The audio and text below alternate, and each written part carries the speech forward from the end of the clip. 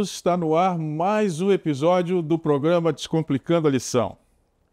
Nós estamos chegando no final do trimestre, este é o 12º episódio e nós estamos caminhando no livro de Marcos, que, como já viram durante o trimestre, Marcos trabalha a obra de Jesus frente a frente às ações do inimigo. E é nesse ambiente cognitivo que nós estamos chegando no final da lição. E quero chamar sua atenção para algumas coisas. Nesta lição dessa semana, é importante nós entendermos o que o autor da lição quis que nós aprendêssemos. Nós vamos ver toda a ironia que está sendo usada pelo inimigo para sacrificar o significado profundo de tudo que Jesus estava fazendo. Quero pedir aos professores da Escola Sabatina e aos alunos que assistem, às pessoas que estão assistindo conosco todos esses episódios, que não esqueçam de dar o seu like. É importante esse aviso, porque a plataforma, sempre que você der o like, ela vai entender: deixe esse programa bem visível, ele é importante. Então, nunca deixe de dar o seu like, porque, do ponto de vista do trabalho missionário, você estará expondo esse conteúdo desse programa para pessoas que provavelmente não veriam se a plataforma não colocasse esse vídeo mais em evidência. Também quero salientar e aproveitar que nós estamos chegando no final do trimestre, pedir aos professores que façam campanha na sua unidade para que nenhum aluno fique sem sua lição da Escola Sabatina. É muito importante isso. E se quiserem que os seus alunos acompanhem esses programas, esse vídeo que nós fazemos aqui com muito carinho, coloquem a lente do seu celular para copiar o QR Code que está aí na sua tela. E os alunos poderão fazer parte do grupo do WhatsApp que recebe esses programas imediatamente no momento em que ele é lançado no ar. Então, esse é um aviso importante que os professores incentivem seus alunos em relação ao estudo da lição da Escola Sabatina. É o maná que o céu coloca na nossa mão todos os dias. Também gostaria de incentivá-los a que reajam conosco. Mandem mensagens. Eu tenho recebido várias mensagens. Muitas pessoas do Brasil se comunicam através do chat que tem no YouTube, logo abaixo do vídeo. Entrem ali, façam seus comentários, porque a equipe toda vai perceber o que efeito o programa está fazendo na sua vida. E você, como professor, se informar para nós como é que estão sendo aproveitados esses vídeos e os esquemas que são disponibilizados, isso para nós será de análise importante, porque nós vamos aprimorando também aqui o conteúdo e a maneira de apresentar. Então, reajam conosco. Na medida do possível, vamos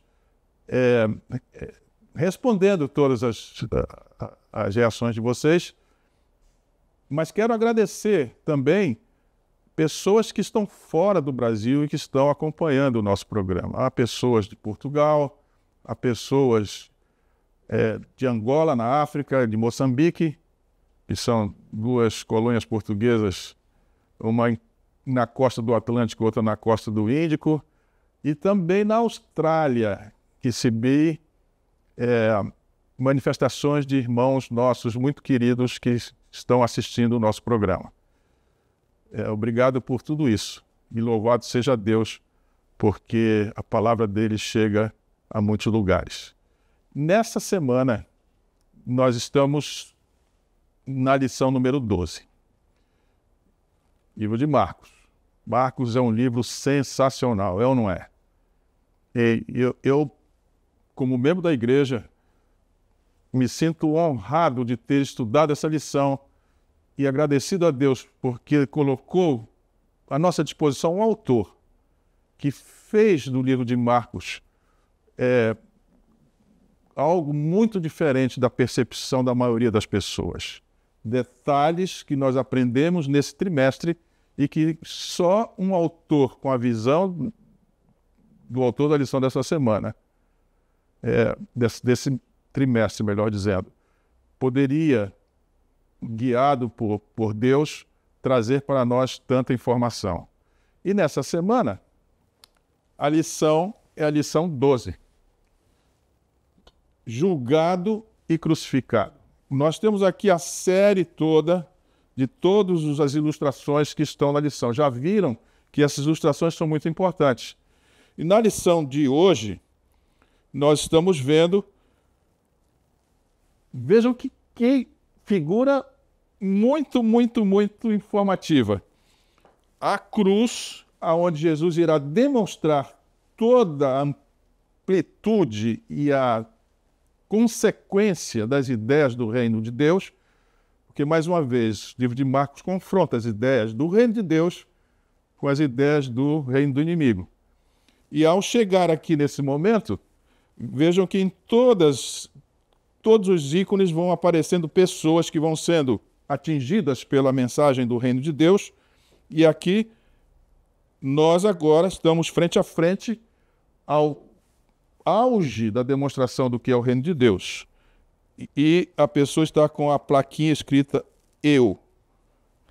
E no chão está todos, você, nós. Ou seja, nós teremos que nos desfazer de tudo aquilo que nos orgulha, de tudo aquilo que nos faz concorrer com as outras pessoas, ou seja, jogar fora o nosso eu para poder entender a cruz de Jesus.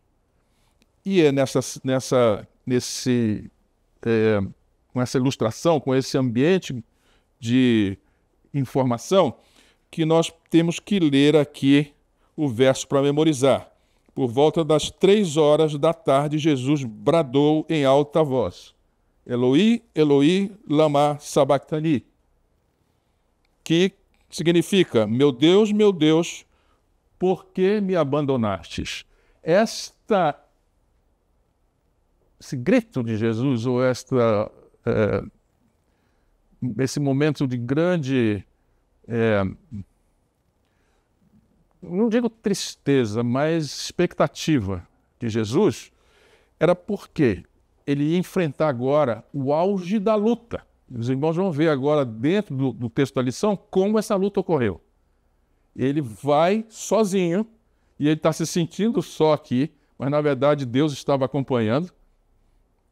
Mas eles, como se sentindo só, tendo que vencer o inimigo, que estava frente a frente, no momento mais importante dessa luta, no confronto entre os dois sistemas.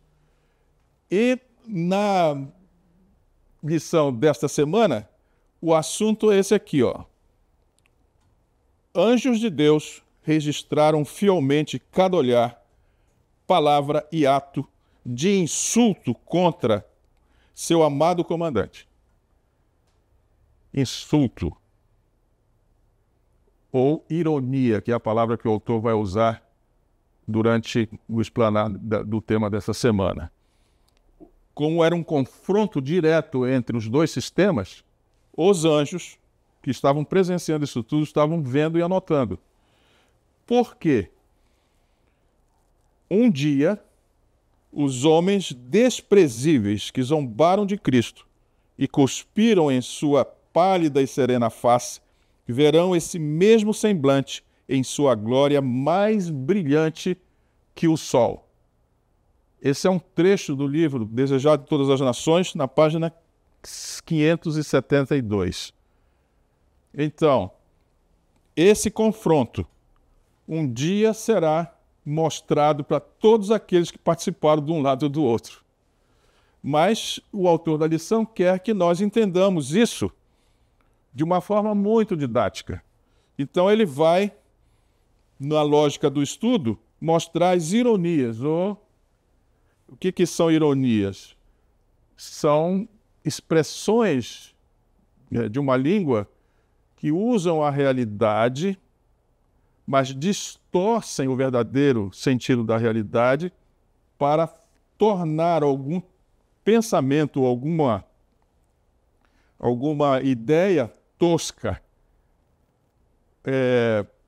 para tirar o significado real e colocar um significado mais irônico, tosco, diferente, para que seja mal interpretado. Então, nós vamos ver nessa semana as ironias no julgamento e na crucifixão de Jesus. Era o inimigo tentando tirar o significado de tudo isso, fazendo de forma jocosa que as pessoas entendessem que isso não tinha valor algum. E dentro dessas ideias aqui, nós vamos ver como as ironias apareceram no Sinédrio e a condenação de Jesus, como as ironias estavam na mentalidade do Império Romano, e também vamos ver uma ironia que é agora no sentido inverso. José de Arimateia e Nicodemos, que eram doutores da lei, que eram fariseus, que lembrem que toda a liderança judaica era contra Jesus.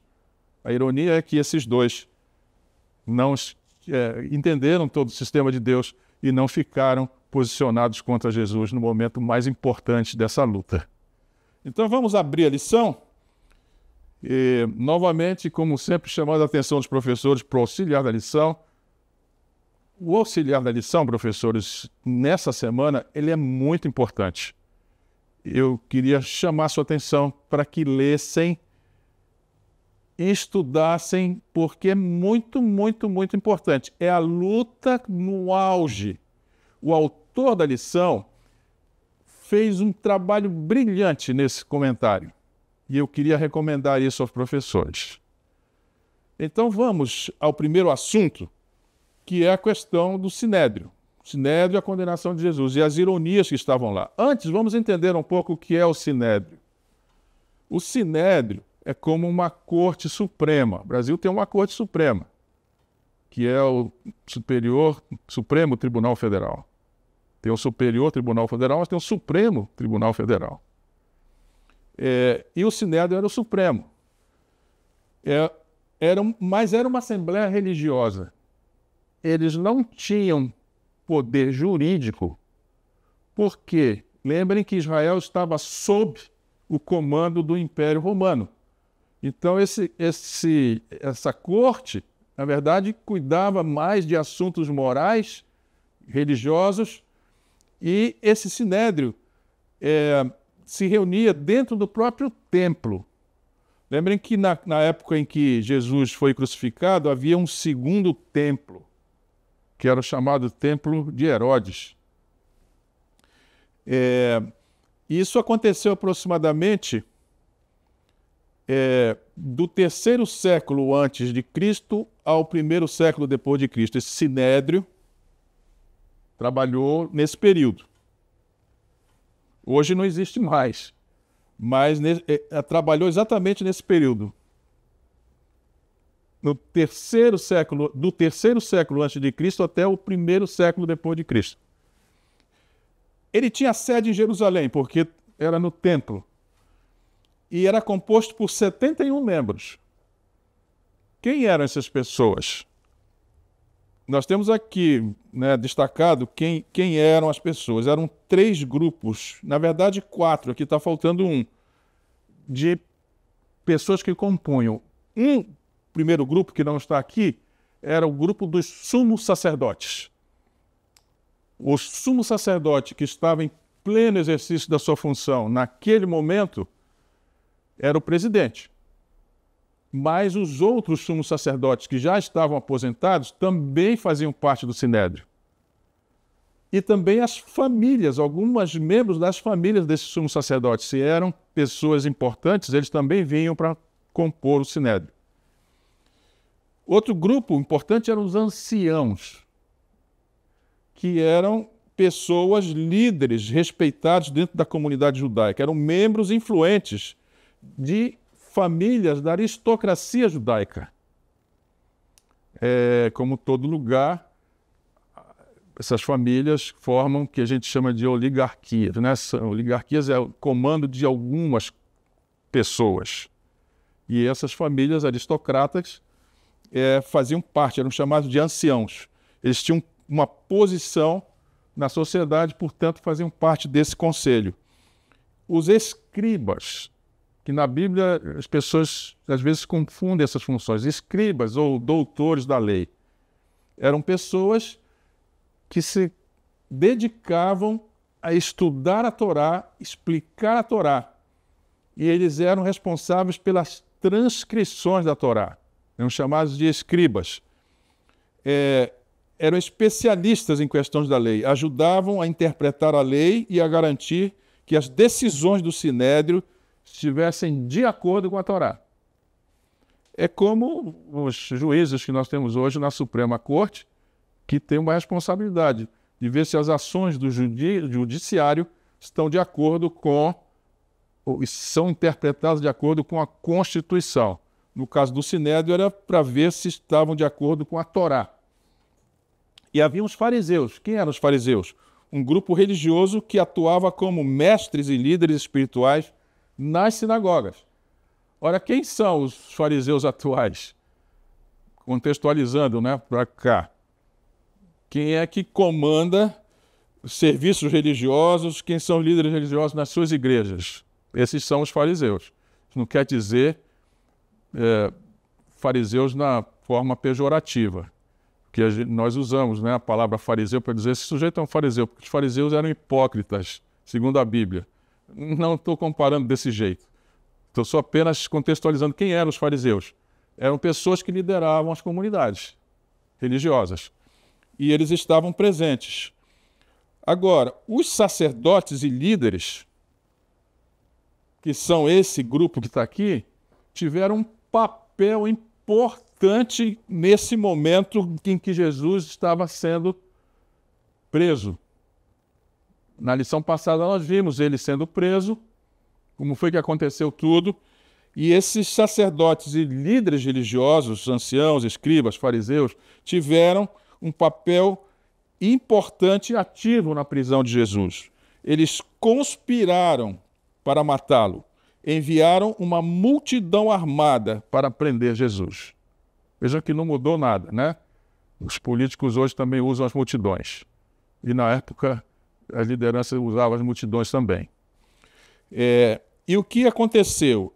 Preso Jesus, ele foi remetido, ou foi levado à presença de Pôncio Pilatos. O Sinédrio julgou Jesus. Nós vamos ver isso daqui a pouquinho, na próxima tela. Eles julgaram Jesus, mas como eles não tinham papel jurídico, o papel deles era religioso, judicial só no ambiente judaico, não valia nada para o Império Romano, eles levaram a Pôncio Pilatos. Quem era Pôncio Pilatos? Era o governador romano na Judéia. Lembram do mapa que nós mostramos nas lições anteriores? A Palestina, que era a grande região, dividida em sub-regiões. Uma das sub-regiões era a Judéia. E Pilatos era um governador romano na Judéia. A ele estava endereçado toda a questão da cobrança de impostos, toda a questão da ordem pública e toda a questão jurídica. Era Pôncio Pilatos. Como diz o texto aqui, ele era o procurador. O texto da lição diz que funcionava como um prefeito, não é? Era representante do governo romano na Judéia. Ele tinha autoridade para julgar casos criminosos ou criminais e aplicar penas, incluindo a pena de morte. Ele funcionava como um procurador. E Jesus foi diante do Sinédrio e agora o Sinédrio remete para Pilatos. Qual foi a sentença julgada pelo Sinédrio? Sentença de morte por blasfêmia. Os irmãos sabem o que é blasfêmia, nós já tratamos aqui muitas vezes. Mistura do que é sacro com o que é profano. E no Sinédrio, o sumo sacerdote pergunta para Jesus se ele era o Messias, e ele diz que sim. Lembram que ele rasga a roupa, blasfemou, ele era o Filho de Deus. Como que pode um homem pobre que cresceu em Nazaré? Os judeus tinham uma bronca com Nazaré. Eles, como era uma região de misticismo e também de miscigenação, porque era muito próxima da Fenícia, muitos migrantes incrédulos, que chamavam de gentios, e Jesus, criado nesse ambiente, teve uma educação em Nazaré. Como que poderia ser ele o Messias? E essa era a questão. Trataram como blasfêmia. Mas o Sinédrio também colocou uma ironia nisso tudo. Por que levaram diante de Pilatos? Porque diante de Pilatos a acusação era que Jesus, por ser o Messias, por se identificar como Messias, estaria concorrendo com o Império Romano. E, nesse caso, ele era o rei dos judeus. E os líderes religiosos levaram Jesus diante de Pilatos, acusando de blasfêmia, mas isso não significava nada para o Império Romano. Como é que o Império Romano ia comprar uma causa? Então, deram um motivo. Ele era o Messias, portanto, o Messias tinha que ser um rei, e se era um rei, ele estava concorrendo com um rei romano. E essa era a acusação. E o que Pilatos fez, imediatamente faz uma pergunta. E aqui está a ironia, né? Você é o rei dos judeus? Jesus, serenamente, responde. Mas queria chamar sua atenção para o que o autor da lição coloca aqui, o termo Messias, que é ungido. A palavra Messias pode ser também sinônima de Cristo. Messias é um título e Cristo é um título. Jesus Cristo. As pessoas usam esses dois nomes como se fosse um nome e um sobrenome. Jesus Cristo. Não, Cristo é um título. É a mesma coisa que Messias. Esse título foi usado para sugerir Jesus reivindicando homenagem. Portanto, competia com o imperador César.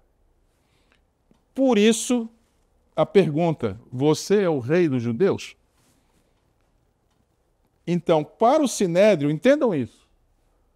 A acusação era blasfêmia, mas para o governador, a acusação era conspiração. Ambos, blasfêmia, segundo a Torá, tornava uma pessoa réu de morte, a mesma coisa que conspiração contra o rei tornava a pessoa réu de morte. Portanto, Jesus estava condenado. Então, o autor chama atenção para a ironia, que era, na verdade, Jesus era rei. É ou não é? Ele era o rei dos judeus, porque ele era o Messias, não é verdade? As acusações eram equivocadas, eram irônicas. Porém, Jesus agia com a dignidade de um rei. E isso impressionou tanto os membros do Sinédrio como o próprio Pilatos. Pilatos interrogou Jesus respeitando aquela figura. Ele era um rei diferente, porque nós já vimos que o reino dele não era um reino militar, não era um reino político, ele não era um rei temporal, ele era o Messias, o enviado, o Cordeiro de Deus, como disse João Batista, que tiraria o pecado do mundo. A propósito disso, nós vamos estudar na próxima lição, no trimestre que vem, o Evangelho de João, onde o aspecto salvífico de Jesus, a obra salvífica dele, vai aparecer com muita força. É diferente o enfoque de João em relação a Marcos. Ele era o Cordeiro de Deus que tira o pecado do mundo. Ele não tinha nada a ver com o governo temporal. Ele era um rei diferente. Então a resposta, se ele era o rei dos judeus, a pergunta de Pilatos, Jesus a deu da seguinte maneira: você está dizendo isso? Jesus não negou e nem afirmou, mas ele era, de fato, o rei dos judeus. Pilatos ironizou mais uma vez, perguntando ao povo se queriam que ele libertasse o rei dos judeus. Ou seja, vejam aqui, eu quero chamar sua atenção para o tema que o autor quer que você perceba, que é a ironia. O inimigo vai usando ironia, ou seja, fazendo com que a realidade seja distorcida de forma negativa, para que as pessoas não levem em consideração uma realidade significante. E o inimigo vai fazendo isso. Pilatos vira e consulta o povo: vocês querem ou não que eu liberte o rei dos judeus? O que aconteceu? Pilatos poderia ter livrado Jesus. Ele estava convicto que não havia culpa. Anjos lutaram para salvar Pilatos. Pilatos recuou. Quero que os professores vejam aqui uma coisa importante. Os irmãos conhecem a história de Pilatos, não conhecem? A esposa de Pilatos teve um sonho. Ellen White descreve isto. Os anjos levaram um sonho para ela. E ela teve nesse sonho a informação de que Jesus era o Salvador. E ela escreve um bilhete para Pilatos, e dizendo que ele não se envolvesse com a morte desse homem, que não o condenasse. Por isso que o texto está dizendo aqui que o céu fez tudo para que Pilatos fosse salvo. Então, o que aconteceu? Pilatos recuou. E por que Pilatos recuou? Na lição dessa semana, se ler um pouco mais, Pilatos ficou com medo de perder prestígio. Pilatos era uma pessoa muito importante, ele certamente tinha muitas amizades, certamente tinha muito dinheiro, e tudo isso pesou na decisão de Pilatos. Isso é uma lição importante para nós, caros irmãos, professores e alunos da Escola Sabatina. Às vezes essas questões, que são as questões mundanas, nós já tratamos disso em outras lições. Os objetos, o poder, as riquezas, o prestígio, essas questões são as questões importantes do sistema do inimigo. Pilatos estava completamente nesse sistema. Ele não quis abrir mão, porque ele não visualizou o reino dos céus, apesar de estar diante de Jesus. Vejam que coisa importante é isso. Não é só suficiente eu estar diante de Jesus. Eu preciso ter em mim o próprio Jesus, ou seja, as ideias dele. Pilatos tinha as ideias do inimigo dentro dele. E ele recua. E o que aconteceu? O autor chama a atenção numa frase que nós destacamos aqui, está em negrito. Aqui vemos a luta invisível. O reino de Deus versus o reino do inimigo. Enquanto Jesus se postava com toda a sua capacidade como representando Deus, o Pai, como o líder de um sistema que a gente já definiu aqui como o sistema cooperativo, o inimigo fazia aparecer também com toda a força as ideias do reino dele. A ironia aqui era exatamente a concorrência do reino do inimigo com o reino de Deus. Pela forma irônica, o inimigo concorria com uma força incrível contra as ideias do reino de Deus. Essa é a luta invisível que está acontecendo nesse momento. Não é à toa que Jesus sua gotas de sangue. Nós não temos nem ideia do que foi essa luta, porque nós não temos total noção do que é o reino de Deus. Eu imagino que alguém que já viajou para algum país bem desenvolvido e que viu a realidade, que viveu um pouco, quando volta para um país menos desenvolvido, onde as coisas são muito ruinzinhas, sofre, não é? E gostaria de melhorar a vida das pessoas que estão ali naquele sistema sem perceber que há uma coisa melhor. Eu imagino Jesus, que foi o autor de tudo isso, sofrendo diante desse embate. Isso o autor da lição quer que nós percebamos. Essa luta, que é uma luta que ele chama invisível. Agora, Jesus vai à condenação e Pilatos então determina que os soldados levem Jesus, porque lembrem que Pilatos confronta Jesus com Barrabás. Vejam aqui novamente os dois sistemas. Quem era Barrabás? Barrabás era um criminoso. E ele, o crime no sistema do inimigo é a arma. Eu tenho que cometer crimes. Crimes não são só fratricídio ou homicídios. Crimes são qualquer tipo de injustiça que eu cometo e que transgride uma lei. Mas isso é a arma dentro do sistema do inimigo. Barrabás era um criminoso. E o povo judaico preferiu quem?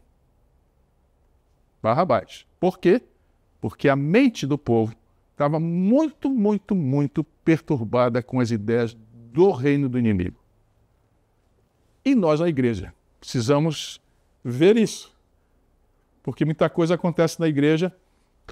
A igreja é o espaço onde o reino de Deus deve estar, mas nós trazemos o reino do inimigo para dentro da igreja e acontece muita coisa. E nesse momento, Pilatos, instado pela multidão e pensando em não perder o prestígio, entrega Jesus aos soldados. E o que aconteceu? Jesus foi espancado pelos soldados. Os soldados eram soldados romanos.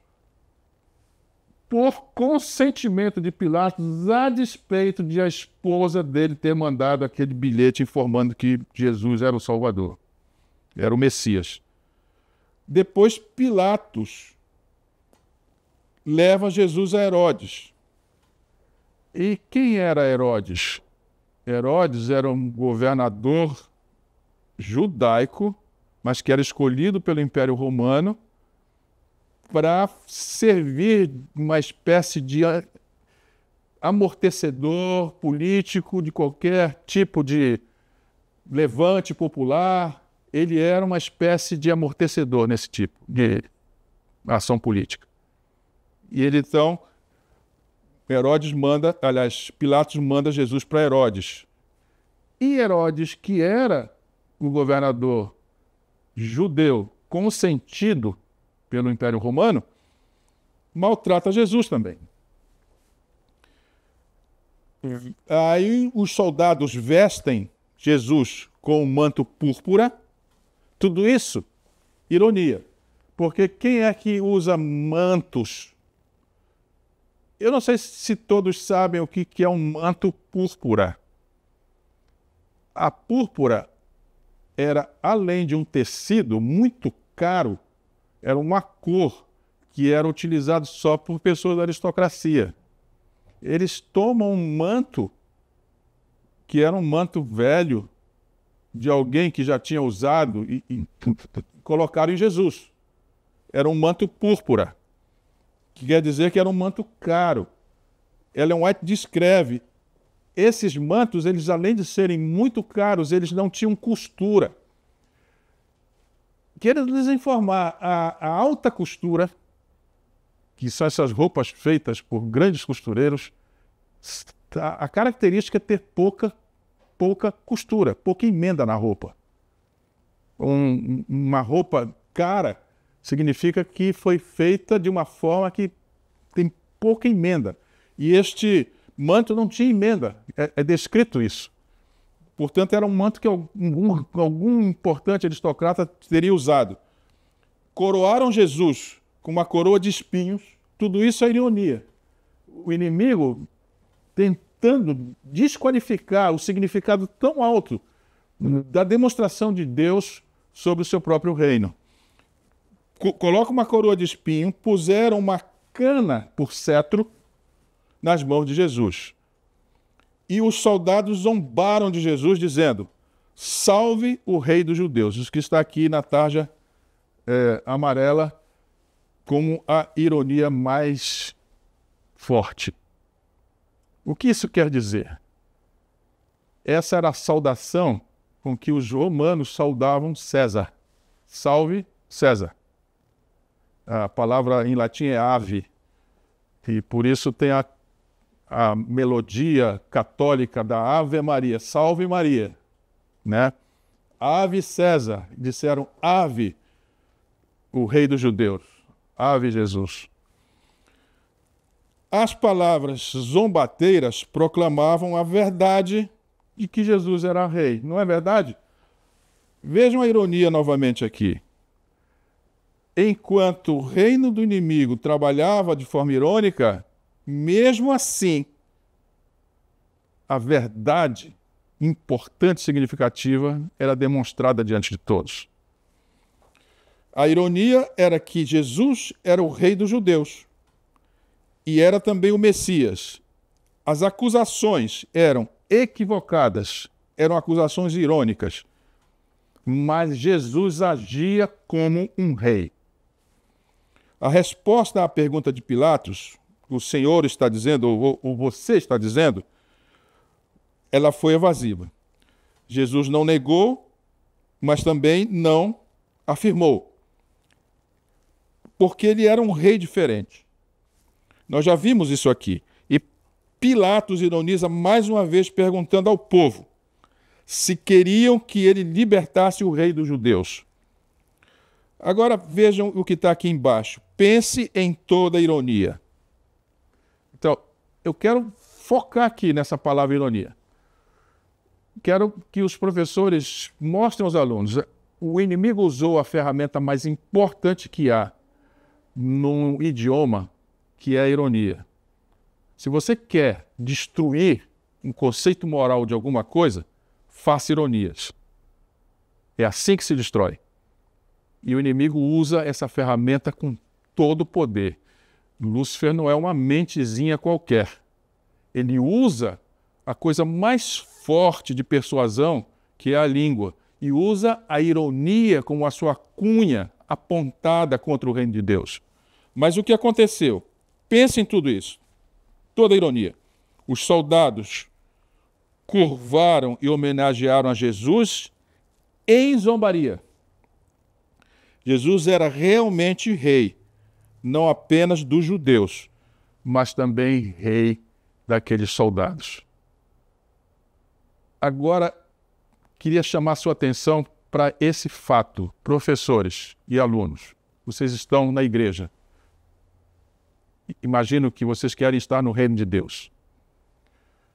Se os dois reinos têm dois princípios, o reino do inimigo é competição e o reino de Deus é cooperação, vejam como Jesus se porta. Ele, como o rei do universo, portanto, o rei de todos que estavam ali, ele tinha força ou não tinha para se impor ali. E se ele quisesse, ele danaria todo mundo ali. Mas qual foi o comportamento de Jesus? Ele se manteve sem esboçar nenhuma reação. Isso é o auge, meus caros, de uma pessoa no reino de Deus. Autocontrole máximo. Jesus não poderia esboçar nenhuma dessas reações que nós esperaríamos de alguém. Nós estamos muito acostumados com isso. Alguém faz uma ação contra nós e nós reagimos imediatamente, não é isso? Tentando fazer uma ação contrária. Isto é a ideia que nós carregamos e que está dentro de nós por causa da educação que nós recebemos, de que nós temos que revidar. Mas isso é a ideia do sistema da concorrência, do sistema da competição. Jesus não revida. Isso estava na profecia. Ele seria como um cordeiro. Ele não abriria a sua boca. Agora vamos tentar ver alguma coisa ainda mais incrível. A crucifixão. e toda a ironia que estava envolvida lá. Jesus foi uma vítima silenciosa. Até sua prisão, Jesus realizou muitas ações. Lembra, durante todo o julgamento, como é que Jesus agiu? Ele tentou conversar com Pilatos, ele tentou conversar com os líderes judaicos, ele tentou tirar essas pessoas do engano em que elas estavam metidas. E na própria cruz ele salva o ladrão e ainda pede para o Pai perdoar todos aqueles soldados porque não sabiam o que estavam fazendo. Vejam Jesus agindo no reino dele próprio. Então, muitas ações. Marcos destaca que Jesus pedia silêncio a respeito de quem ele era. Mas, na verdade, ele era Senhor, ele era Filho de Deus e era Cristo. Ironicamente, foram os líderes religiosos que usaram esses títulos para zombar de Jesus. E, usando isto, eles condenavam a si próprios. Então vejam só essa luta muito invisível que está ocorrendo ali. Queria que os alunos e os professores de escola sabatina entendessem isso. O autor está chamando a atenção para esse momento, o embate final de Jesus com o inimigo. O inimigo fez o que pôde para tirar Jesus do reino ou do sistema de Deus e colocá-lo no sistema dele. Ele fez isso nas tentações, não conseguiu. Fez isso ao longo da vida de Jesus, não conseguiu. Ele estava no auge da sua luta ali, no momento anterior à morte de Jesus. E o que aconteceu? A ironia é que os líderes judaicos diziam: salvou a outros, a si mesmo não pode salvar. Ironicamente, indicavam que Jesus era o Salvador, porque disse que salvavam. Se Jesus salvava, é porque ele era o Salvador. Ironicamente, eles estavam proclamando que Jesus é o Salvador. Mas por que Jesus, nesse momento, ficou quieto? A razão pela qual ele não pôde e não quis salvar-se era que, na cruz, salvaria quantos? Muitos. Vejam bem isso. A liderança judaica estava entregue a Satanás. As respostas irônicas denunciavam a quem serviam. Enquanto isso acontecia, Jesus orava: Pai, perdoa-lhes, porque não sabem o que fazem. Parecia abandonado por Deus. Mas olhem aqui, caros professores, aqui está o auge da demonstração dos dois sistemas. Os líderes judaicos ironizando, ou seja, o inimigo falando por eles, tentando tornar insignificante todo aquele esforço do céu, e Jesus agindo como um digno rei, fazendo o trabalho que é digno de quem é dono das ideias do reino de Deus. Ele era o próprio Deus demonstrando o seu próprio sistema. Satanás guiava a cruel aglomeração nos maus tratos ao Salvador. Era seu propósito provocá-lo. Chamo sua atenção agora para o que nós estamos lendo.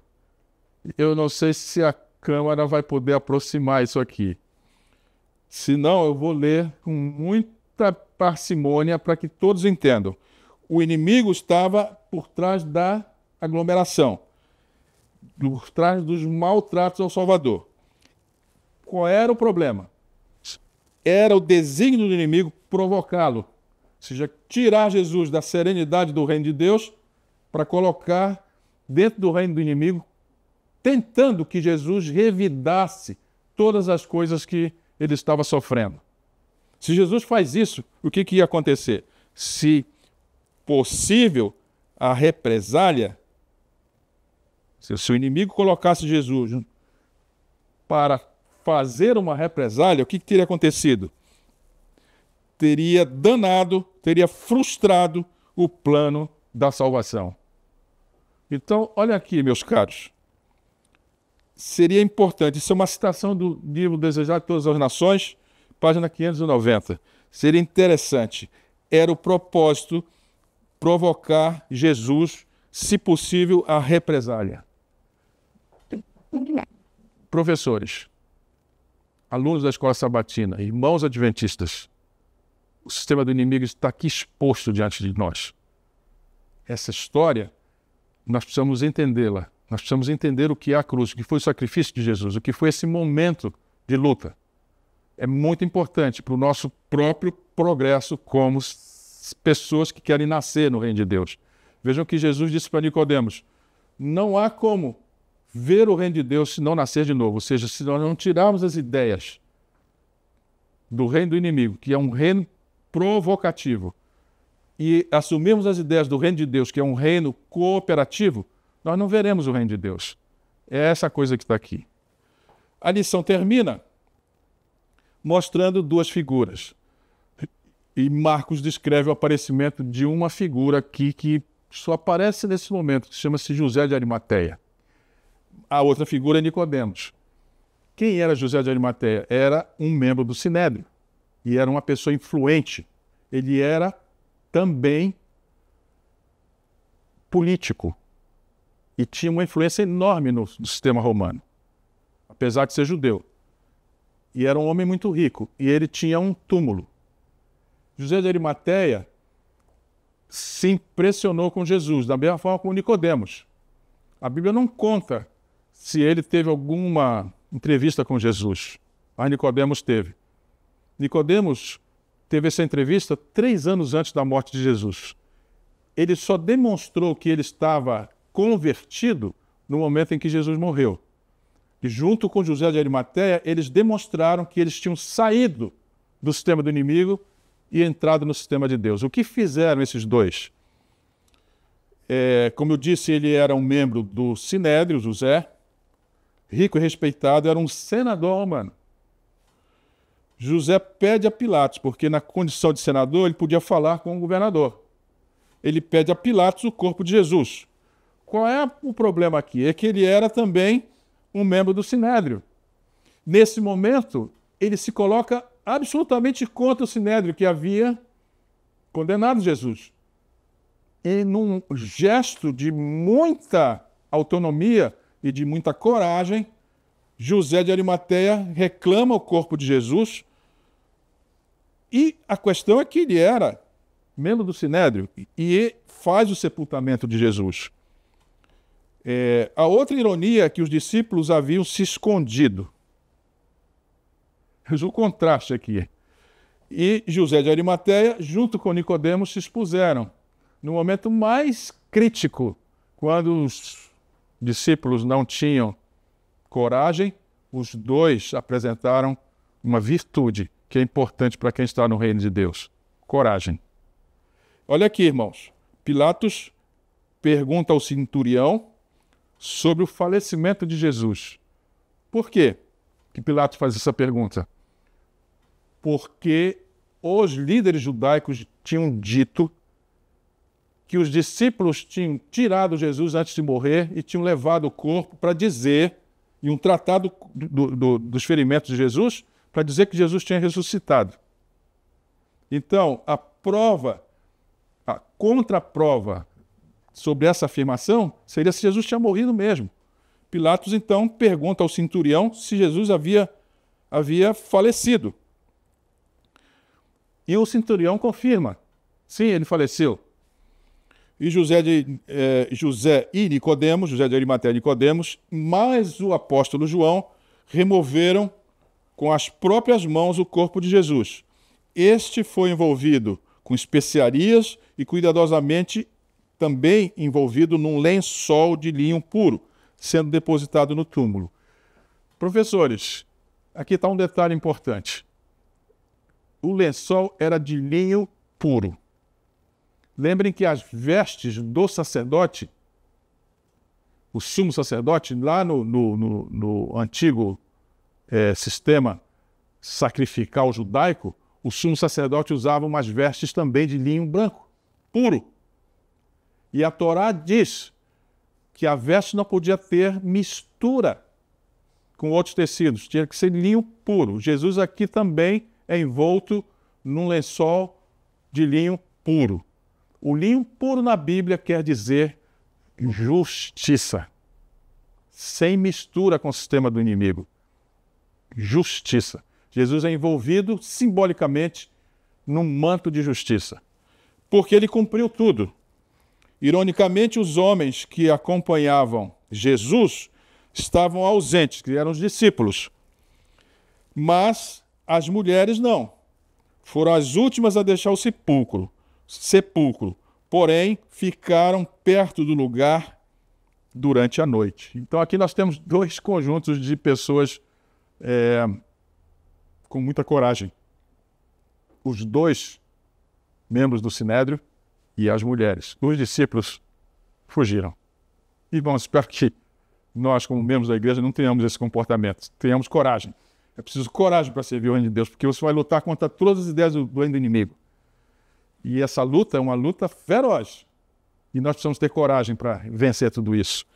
Por fim, que está aí destacado aqui, Deus não impede a trama dos ímpios, mas faz com que suas armadilhas contribuam para o bem daqueles que, em meio a armadilhas, em meio a provas, em meio a conflitos, mantenham sua fé e a sua lealdade. Essa é uma citação do livro Atos dos Apóstolos, página 365. Aqui está, né? 3 momentos. O momento da ironia do próprio povo judeu, o momento da ironia do Império Romano e o momento irônico onde judeus demonstraram coragem para enfrentar o inimigo. Essa é a lição dessa semana, uma lição riquíssima. E nós então podemos ver os temas diários da lição dessa semana dentro dessas linhas de raciocínio que nós desenvolvemos aqui. Você é rei dos judeus, salve o rei dos judeus, domingo e segunda, Sinédrio.